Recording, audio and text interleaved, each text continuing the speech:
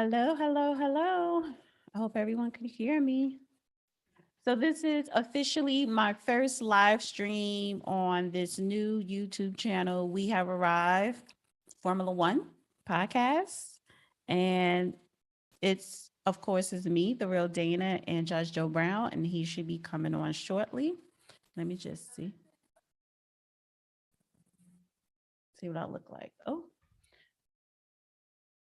so yeah, little it's not hair day, it's an off week for me for my hair. However, okay, so I'm excited. um I don't really expect a lot of people in this live, but hopefully, after the live airs, more people will get to watch this, right? And this is so we're going to start doing more live shows to build up before the new season starts in Bahrain. I believe that's the weekend of March 17th. So this show today, this live stream is titled Lewis Hamilton, I Never Said I Would Quit. And he didn't. People just assumed and started to create rumors that he was going to.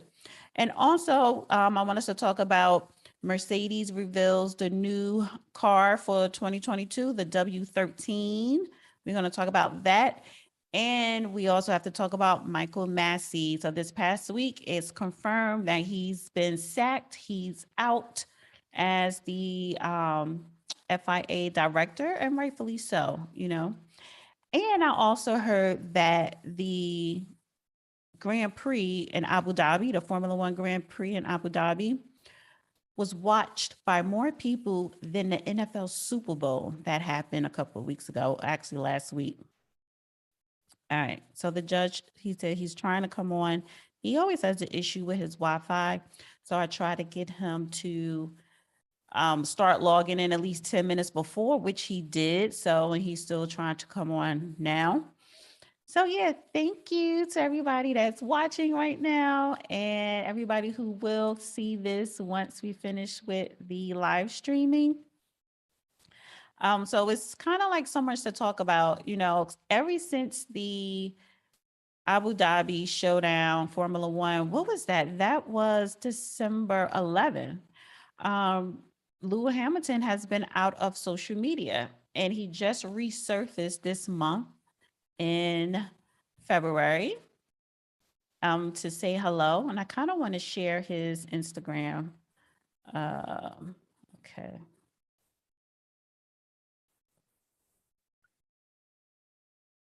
Just to give you guys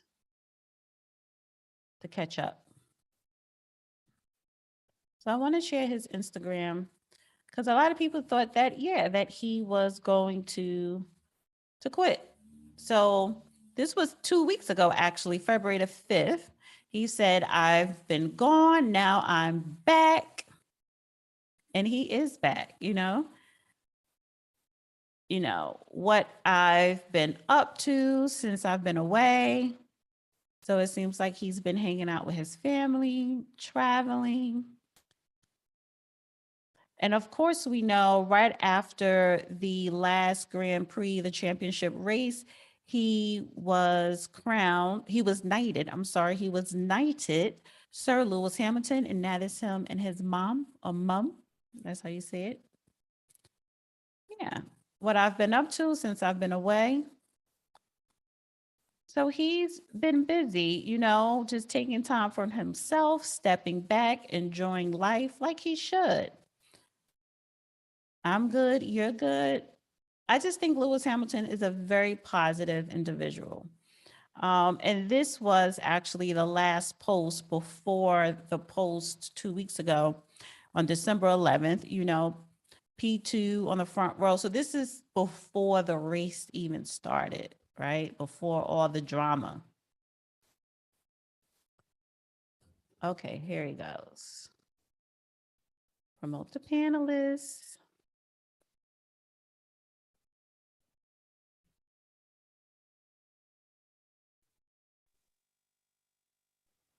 Hi there. How are you? I'll manage. Let's see. What? So, all Let me right. get So this so I just get to the let you background. know, Okay, good.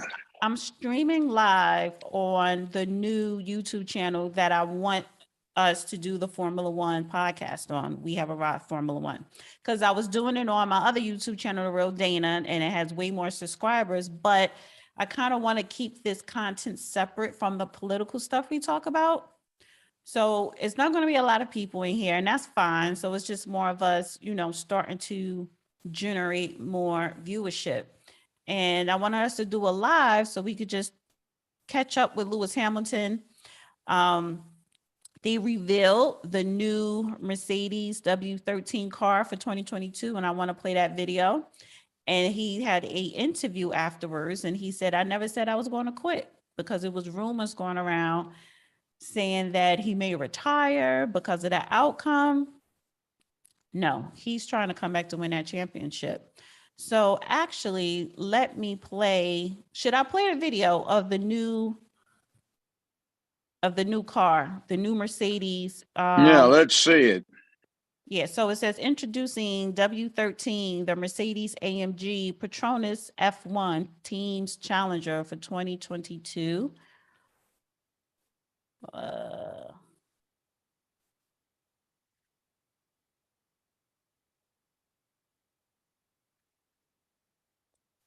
Okay, here we go.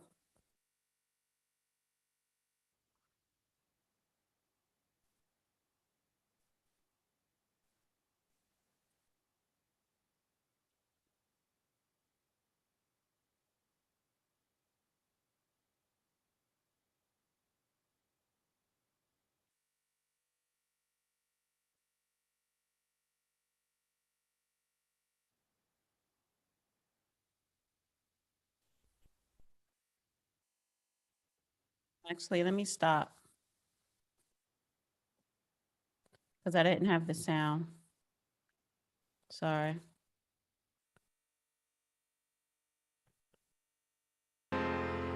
Hello.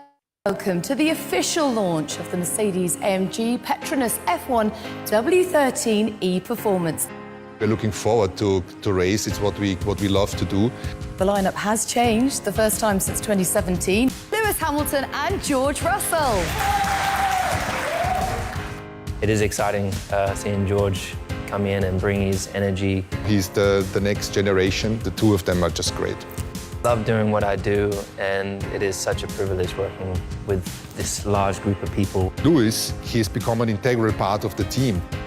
Having the opportunity to race alongside Lewis is a real privilege for me, because I've got such a great opportunity to learn and see how the best is it. We've got 6 of the current Mercedes-AMG juniors with us here today. Every single one of you has a unique ability, and I can see already the drive in all of your eyes. Just never give up on your dream, never give up on your goal. It's time to reveal the Mercedes-AMG F1 W13 e-Performance. That's something that everyone and all us drivers have always wanted, is closer wheel-to-wheel racing. It's truly inspiring, and it's down to us to put it on the track today. Fans are incredibly excited to see this car. So much sweat and tears have gone into this car, and here it is, and now we just need to make it drive fast.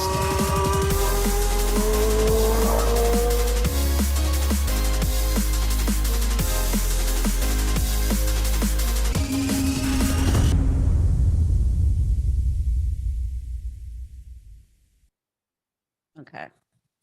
So that was based mainly them introducing the car. And this is another video of Lewis Hamilton driving the car as well. Oh no, introducing. Let's do this one. Oh yeah, so these are the pictures of the car. So it's the I like it. W13. Yeah, so it's not black, but I do Well, like it. it's got black on it, but it's got silver on it too. They didn't have the black before they switched over to all black, because for 80 years, Mercedes has been known, race cars have been known as silver piping, silver arrows. The way they came to be silver is interesting. Their first one-seater open wheel competition In 1934, they came to the first race painted white. Their formula had a weight restriction, not size of engine restriction. And the cars were 20 some pounds overweight. So the team manager set the team to work overnight with sandpaper, and they sanded the white paint off down to the bare aluminum. And it was only then that they got below the legal weight. So ever since, Mercedes and the team Auto Union, that was also a German team, which is now known as Audi, raced as silver unpainted cars. Then when the weight became no issue, they started painting them silver. And then a few years ago, at the prompting of Lewis Hamilton, in empathy for the concept of Black Lives Matter, not this corrupt organization that's pimped the idea, Mercedes went from white uniforms to black uniforms, which they still have, and black cars. That's how we got there. So now they still have the black on it, but they went back to the traditional, which is the silver piping, silver arrows. And then the green and the red come from Petronas, who is one of the main non-automotive corporate sponsors. So it says after 18 months of hard work, the end result is a W13, a car which is 98% new and freshly designed from tip to toe with minimum carryover from its predecessor. Behind the wheel of the W13 for the 2022 season will be a new driver partnership of Lewis Hamilton and George Russell, who graduates from the Mercedes Young Driver programming to step up to the program. Why do you put the E as the N? Because it's French. You don't pronounce that last E. Oh, God. Okay. To step up to 8-time world champion Mercedes Works team. So with the sport's most significant technical regulation change, the factories at Brackley and Brixworth have been bristling with activity to respond to the challenge and identify even possible opportunity to unlock performance. So ever since work on a W13 began, I have seen an excited enthusiasm in our team members like never before, thanks to the scale of opportunity that these technical regulations provide. I was Toto Wolff, who was a team principal and CEO of Mercedes. So hopefully, you know, when they do the test run would be in Barcelona, Spain, this month, I believe. Hopefully it performs well. Of course, you know, it doesn't say too much about the engine, and they do have bigger tires this season, 18 inches, correct? From 16 inches? Well, what they're talking about is the rims, not so much the outside circumference. What happens is the bigger rim, or the width of the wheel, let's say it that way, means that the tire doesn't have to be as, what shall we say, thick in aspect ratio from the rim to the surface of the tire, which means it's not going to wiggle around as much. The way they were now, before, put a premium on the suspension work of the manufacturer. Mm-hmm. That's supposed to make it easier for people to be competitive.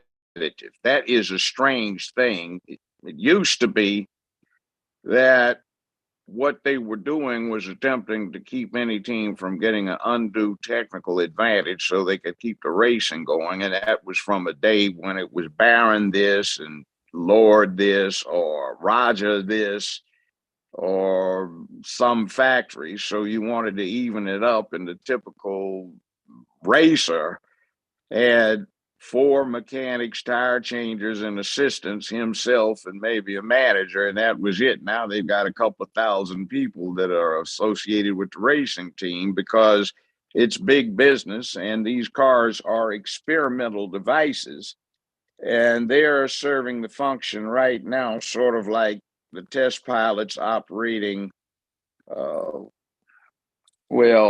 back what the X series did to get the aerodynamics together. So now we can have safe jetliners and such like. So it is what it is. Formula One racer is the modern equivalent of a gladiator, because when he straps on his car and goes to work, he might not survive the day alive. That's what makes it interesting to me. Too many of the sports have just gotten pampered, poodled up, where the athletes are too delicate and the rules are too safe, and football is too powder puff. I looked at a Rydell football helmet, professional, the other day, collegiate professional, and it's got all of these scientifically designed liquid inserts and paddings and stuff. And I remember when I played football 50 years ago, 55 years ago, with Rydell equipment, it just had canvas webbing in there and a couple of leather pieces to protect your jawline right under your earlobe. I mean, things have changed. Yeah, things have changed. But these guys. Well, Lewis Hamilton said, I never said I will quit Formula One, because after the December 11th Abu Dhabi race, the controversy, right, that set media waves all over the world, he went MIA. He was nowhere to be found on social media, and he resurfaced 2 weeks ago. It was like, I'm back. But between that time, he was knighted, and the media kept saying, oh, he's going to retire because he was upset. But this is him saying, no, I never, let me make sure I have it right. And by the way, I like the look of the ladies. Diversity. Oh, yes. And by the way, let me ask you this. Have you ever played poker? No, I don't know how. Well, what Mercedes and Hamilton were doing is they were bluffing, so they'd get rid of that damn idiot that made those bad calls that gave the race. Yeah, that gave the championship to Verstappen. That's what they were doing. They were playing poker. Right. We're going to get into him. Let me just play this real quick. By the way, one other thing about the new car, it is a W13. Mercedes uses W, Wagen, which means wagon, the way you would pronounce it in English, which means car. So it's car 13. They've had some great race cars, which can be summarized very quickly. The W25 in 1934, the W125 in 1936, the W154 in 1938, which in its last edition, right before World War II, is sometimes mistakenly called the W163. And in the 1950s, when they swept everything, the W154. And then when they started back, they were hooked up with McLaren using Mercedes engines before Mercedes, in this last formula, got back into doing the racing on their own. So their latest iteration is the W13. Wagen 13. Okay, so let me play this. Well, I never ever said that was going to stop. Yeah, but you scared us all, let's be honest. I love doing what I do, and it is such a privilege working with this large group of people when you really feel like you're part of a family and part of a team and you're working towards that common goal. There's no feeling quite like it. But yeah, I mean, I needed to, it was obviously a difficult time for me, and it was a time where I really needed to take a step back, focus on being present. So I was with I had my family all around me and creating great moments. And there eventually got to a point where I decided I'm going to be attacking again, coming into another season and working with Toto and George. It is exciting seeing George come in and bring his energy. I can already feel that throughout the team, and I think it's going to be an exciting season. Love it. Can't wait. May I give a translation?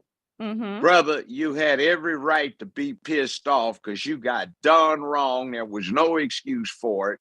It was absolutely ridiculous trying to prop that fool up, Verstappen. And I called him that because he's so reckless that every other driver on the course has to focus on his lack of common sense and perspective, because he's going to either kill himself or kill somebody.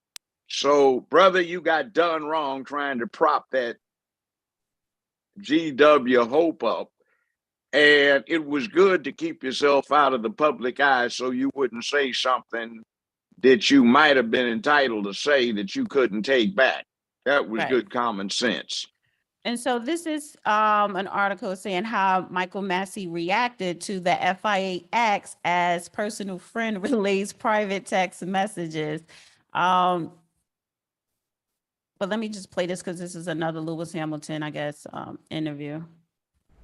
I've considered retiring so many times. I'm kidding. No, I really, honestly, I haven't. Of course, I think at the end of seasons, you think, and the question is whether you're willing to commit the time and the effort that it takes to be a world champion. I think a lot of people underestimate what it takes to be a world champion. And there are so many moving parts. It's not just turning up and driving the car. So yeah, the question is, do you want to sacrifice the time? Do you believe that you can continue to punch at the weight that you're punching? And so that's a normal kind of mental process for me. But of course, this one was compounded by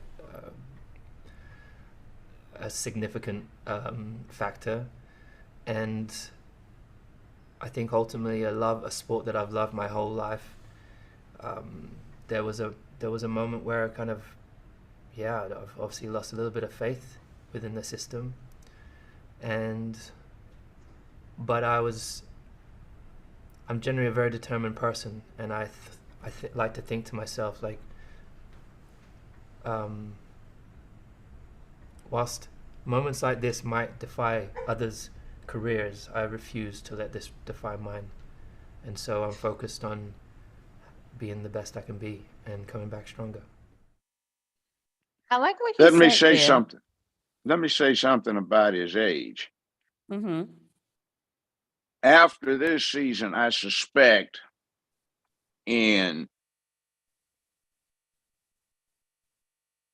80 years since 1934, when they had Grand Prix Formula One, they went to Formula One in 1949, but in that period between 1934 and now,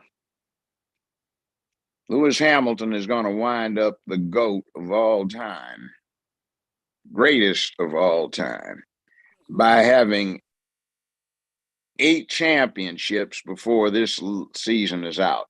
Michael Schumacher got 7 championships, which he finalized in the 21st century. The person with the most championships before that, the Argentine great Juan Miguel Fangio, they called Maestro. He won his 5th world championship in 1957 when he was, get this, not in his mid-30s like Hamilton, not in his late mid-30s like Schumacher, but he was 54 years old when he retired after winning his last world championship. And that was back in the days where they did not have seat belts, roll bars, ceiling tanks, fireproof coveralls, and you wore a polo shirt, chinos, loafers, and a riding helmet. By that, I mean a horse riding polo helmet. Mungles Slade. Good afternoon, Dana and Judge Joe. Judge is correct about the tires. Like in dunk racing, the use a low profile tire on the tracks. Yeah. Michael Massey. So he's out, and at first they was trying to say that the decision whether he would stay or go, Michael Massey, would be right before the start of the season. And I guess they was trying to originally do that to make sure Lewis Hamilton will come back. But whatever happened before Mercedes revealed the new car this past Friday, it came down that Michael Massey will no longer be the FIA director. He was replaced by two other people, and I thought I had that article. And so he's out. Let And me give you a little historical background on what Mercedes did. From 1954 to 1955, after doing it before World War II, Mercedes kicked everybody's butt. Sports car racing, Formula One racing, you name it, they did it. And unfortunately, at Le Mans, there was a bad accident involving a Mercedes sports car, and it ran up into the stands, and 84 people were killed. And Mercedes just withdrew from racing for 50 years, basically. And that left up such a vacuum in the sport that nobody wanted that to happen again. And the thing I was talking about playing poker, Mercedes and Hamilton were saying, if you don't get rid of this fool, we're out of here.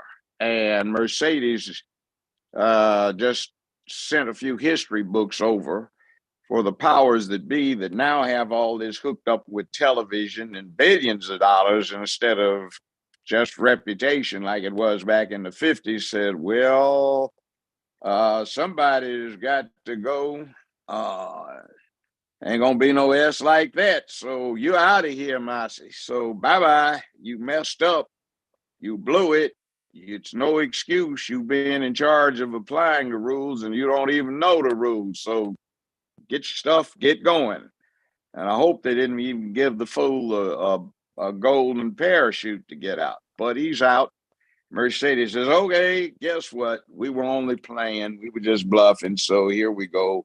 Our new W13 Wagen 13.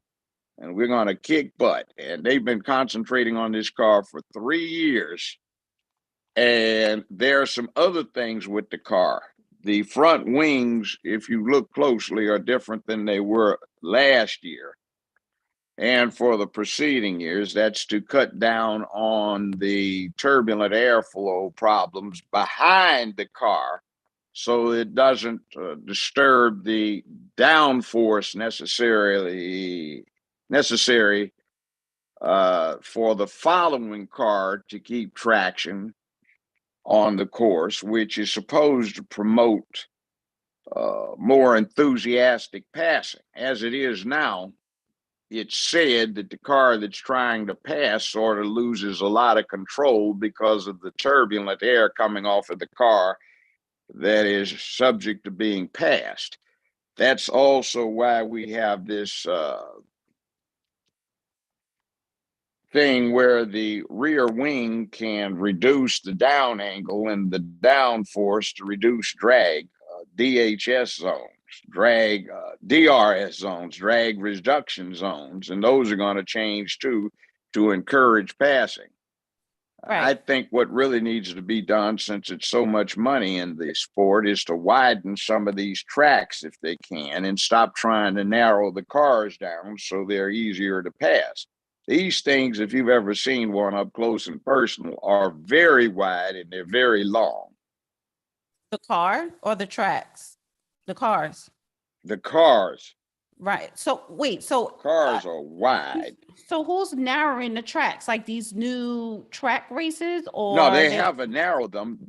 They haven't narrowed them. They need to be widened.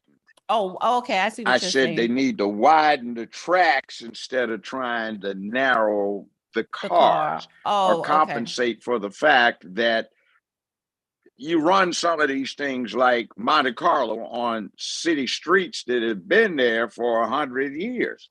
Right. And like in Monte Carlo, there's no passing. Yeah, you can't widen that, so you're stuck with it. So it's just sort of whoever qualifies the fastest is going to finish ahead of everybody else, barring some kind of mishap. Some other street courses are a little better, and you can change the way they're laid out, or just say, oh, no, you got to come up with a better track if you want this money dumped into your nation's environment and have the prestige. And then some of these purpose-made tracks just need to be widened, and they need to be designed the deal with a car that when this stuff started off, the big Mercedes and auto unions back before World War II were huge cars. Wait. They So back only up, because I had don't. somewhere around 500 horsepower. These cars they've got now have got 1,200, and the last formula they had 1,500 So horsepower. basically, the track should complement the cars, not the other way around.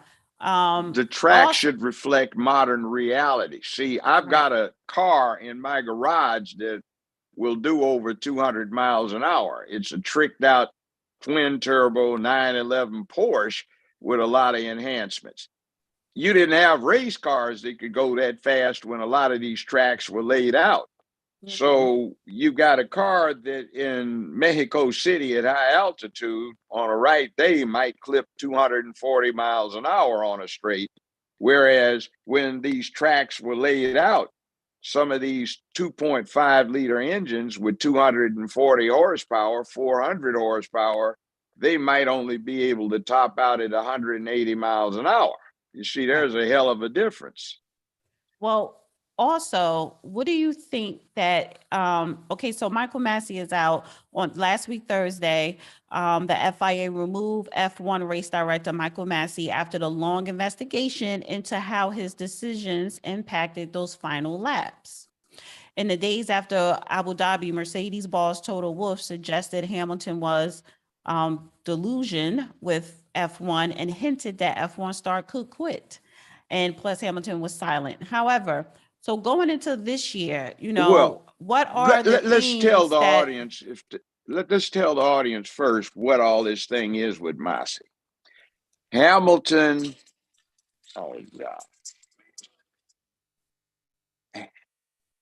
Hamilton in the last race of the season that was going to determine the championship was leading essentially from start all the way to the finish. Last 4 laps, 5 laps.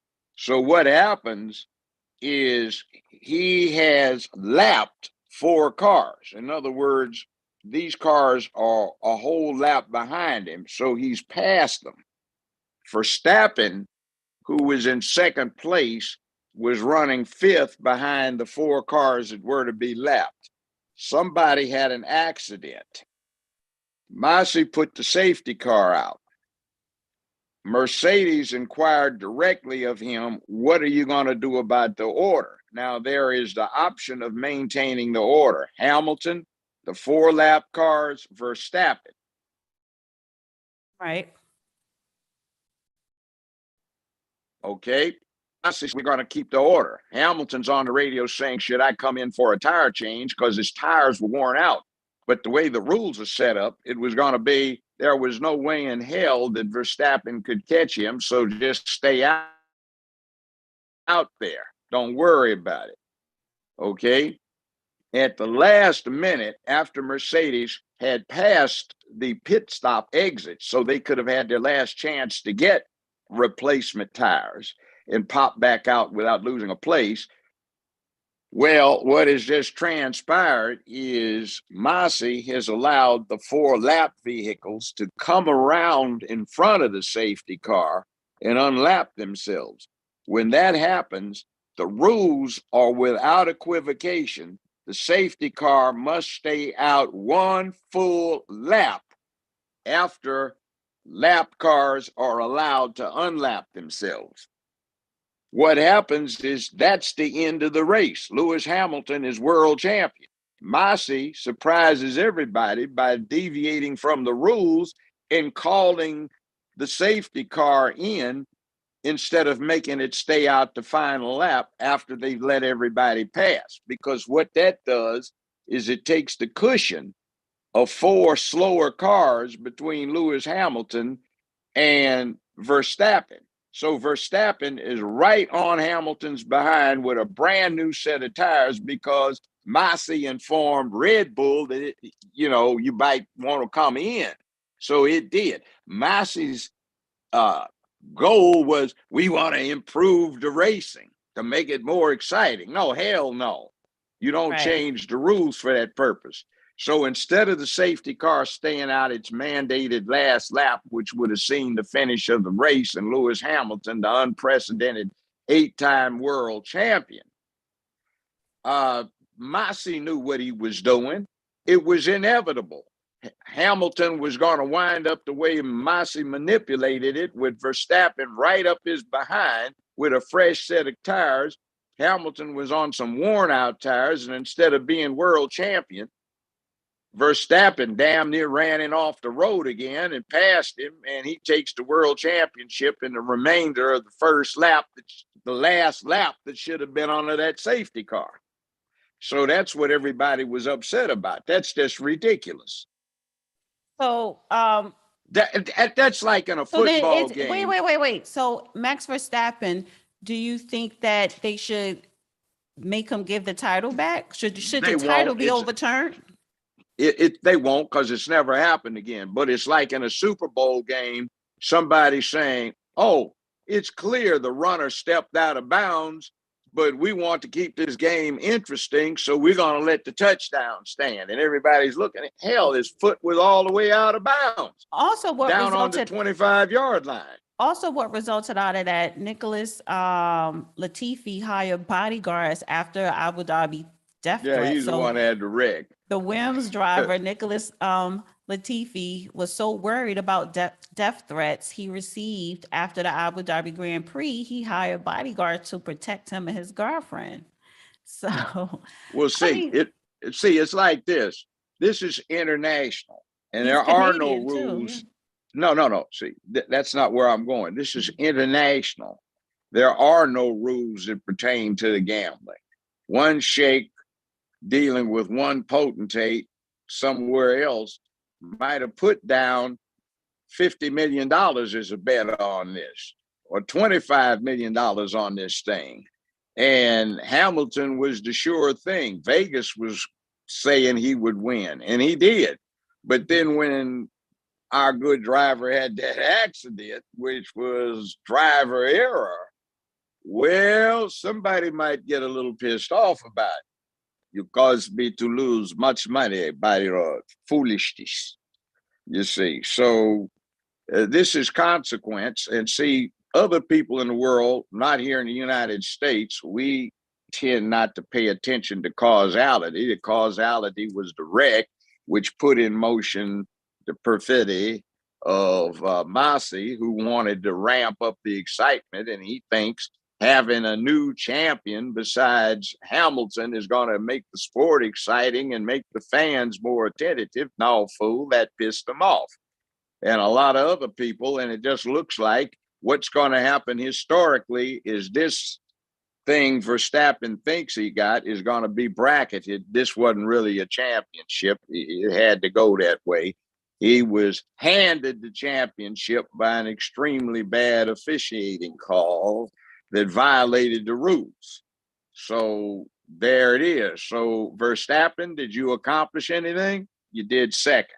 You started off racing at 17, you went 18, 19, 20, 21, 22, going into 23, and you got your first world championship because somebody gave it to you. Now, the man that you think you beat, his very first season in Formula One, he tied for first place. But under the rules at the time, if there's a tie in points for first place goes to the person that has the most pole position, which was the person that was rewarded it. So Hamilton did in his very first year what Verstappen should have had awarded to him for driving accomplishments in his 17th, 18th, 19th, 20th, 21st, his sixth season. So, See, there's a big difference. right. And I just think, And by the way, one other thing on that. Verstappen has acted so abysmally stupid, immature, and reckless that Formula One now has a rule that nobody else is going to start driving at 17 or 18. You have to be 21 now. And that was entirely in reaction to Verstappen.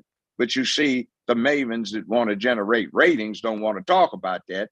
particularly since Formula One got taken over by an American consortium that operates Well, television. apparently the Formula One Grand Prix in Abu Dhabi was watched more than I said earlier, the NFL football. So they are trying to attract more viewership, and they did with this controversy. But at the same time, you don't want to taint the sport. And this upcoming season is going to show whether Max Verstappen wins another championship this year or He not. won't. But it is really going to show his sportsmanship and his talent, because he has no sportsmanship. He's a spoiled rich brat. And by the way, there's only one other driver out there besides Hamilton that hasn't bought his way onto a team by the donation of a few $1 million. That was Michael Schumacher. Yeah.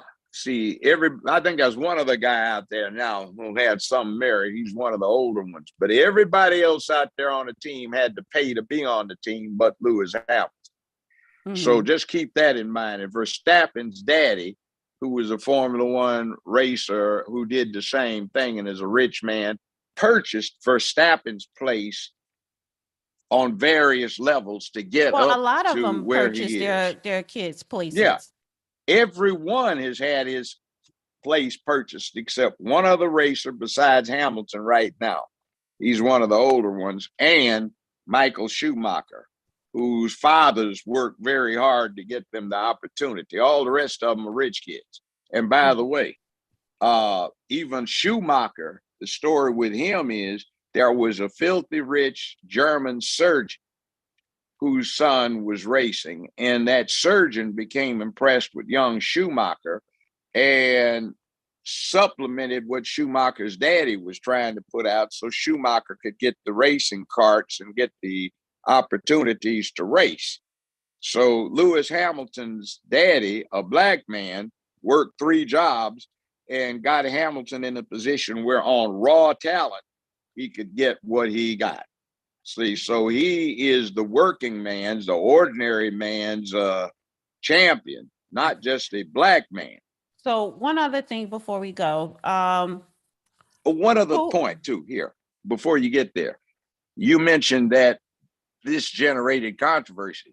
That biggest crowd ever looking at that last Abu Dhabi race was not generated by the hopes that Verstappen would win. They wanted this guy, Lewis Hamilton, who was the gentleman, who was the one time the underdog hero, not for that last season, to win it. They wanted to see somebody set the all-time record of 8 championships, and this idiot Massey didn't even read the crowd. And now you got a bunch of pissed off people.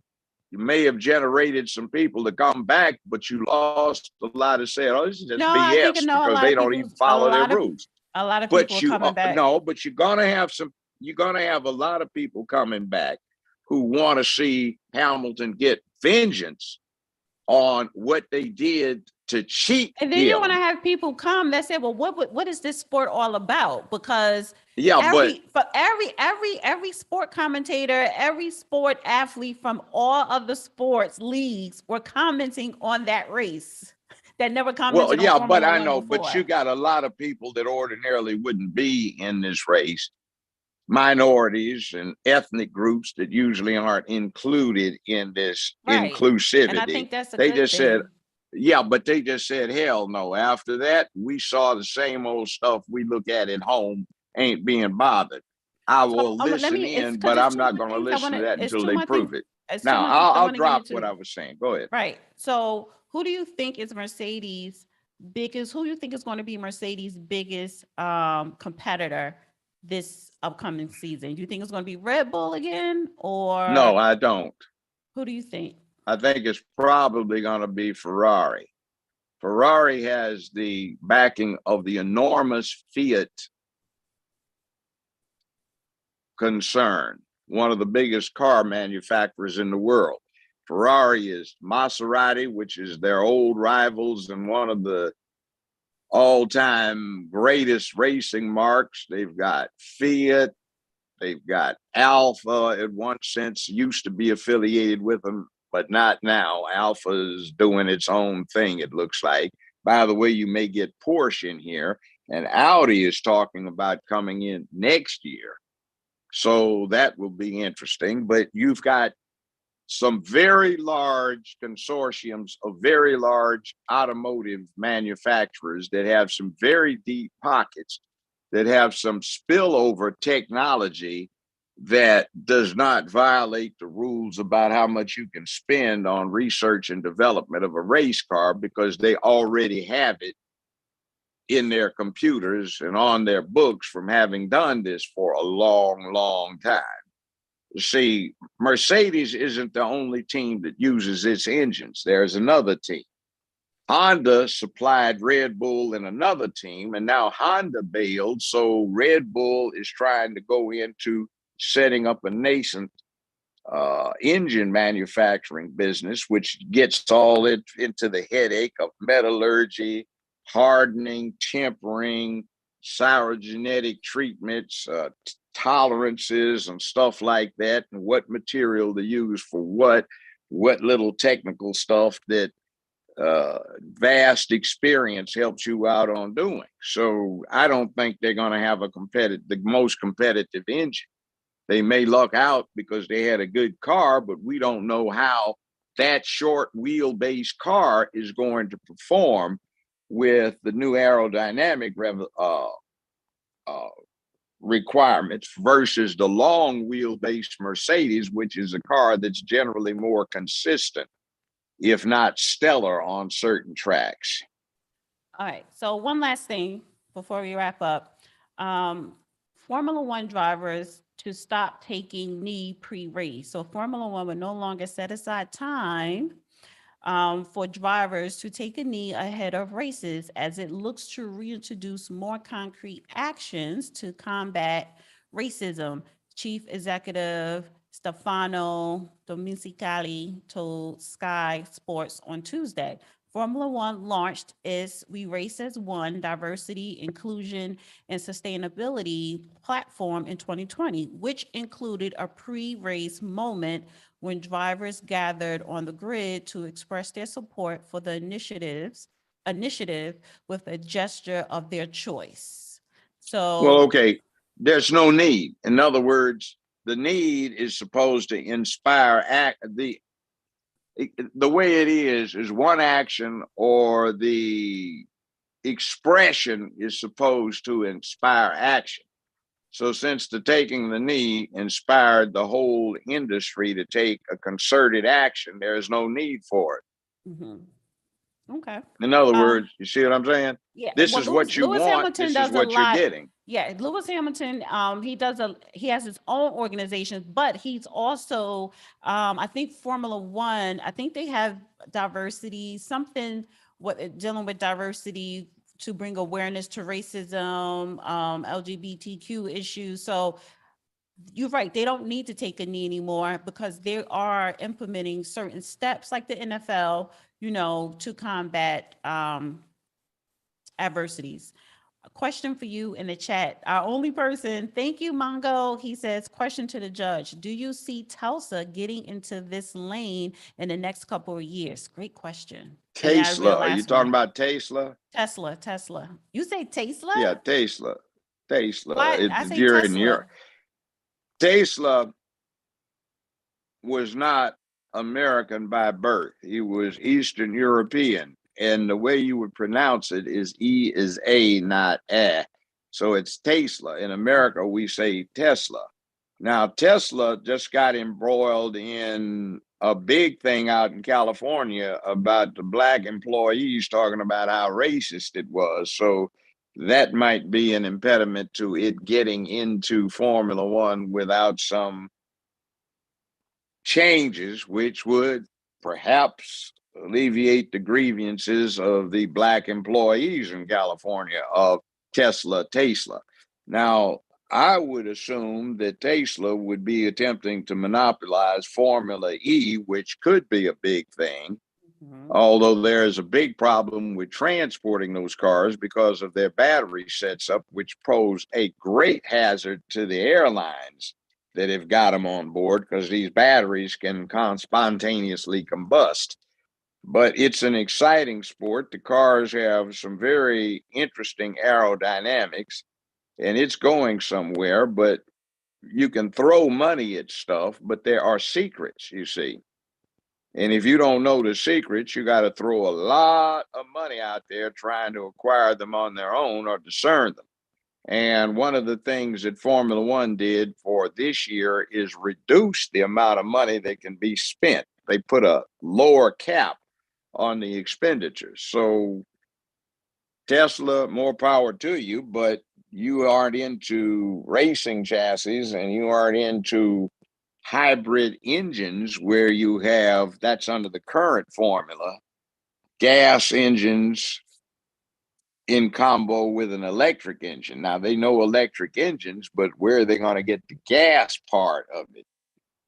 So, by the way, there was a move when the Americans took over Formula One a few years ago that they wanted to abolish the hybrid engines and just go to some real loud, primitive, all gas engines because they thought they were more exciting and sounded better. But they forget that everybody in the world is not into stock car racing.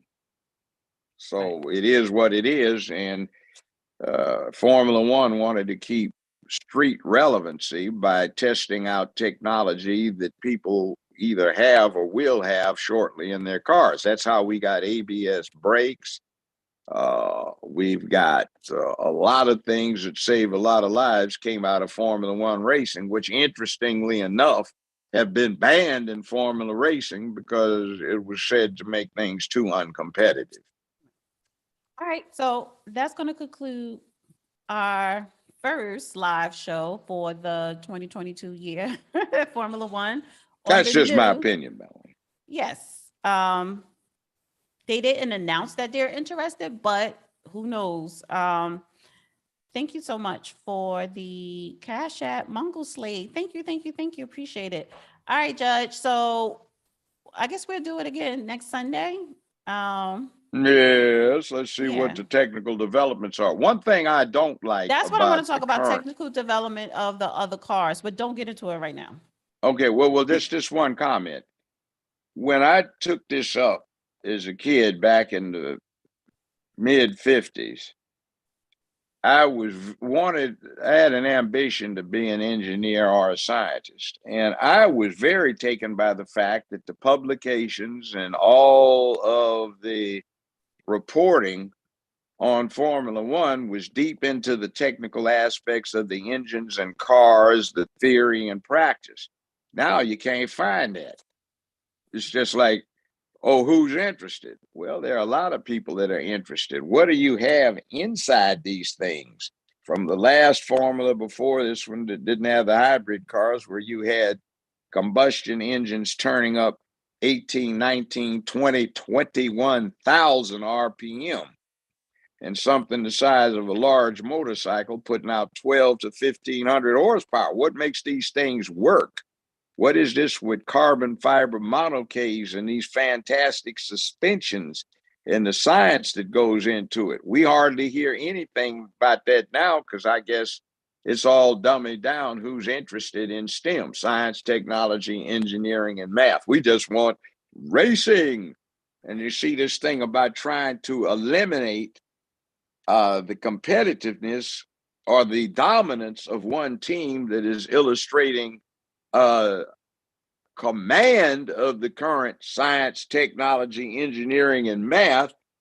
We want to dummy down STEM so we can have competitive racing instead of saying having the best drivers go to the teams with the best science, technology, engineering, and math, because you see that stuff has a fallout. And one of the fallouts that nobody should get is one of the bugaboos of everybody was Messerschmitt or BF 109 fighter planes powered by Mercedes engines. Yes. Okay. Yeah. See, all of that. So we're abandoning it.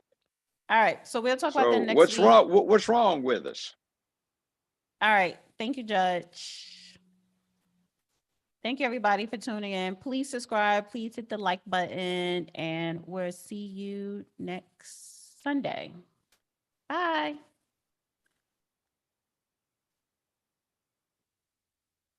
Okay, it's over. So I think I'm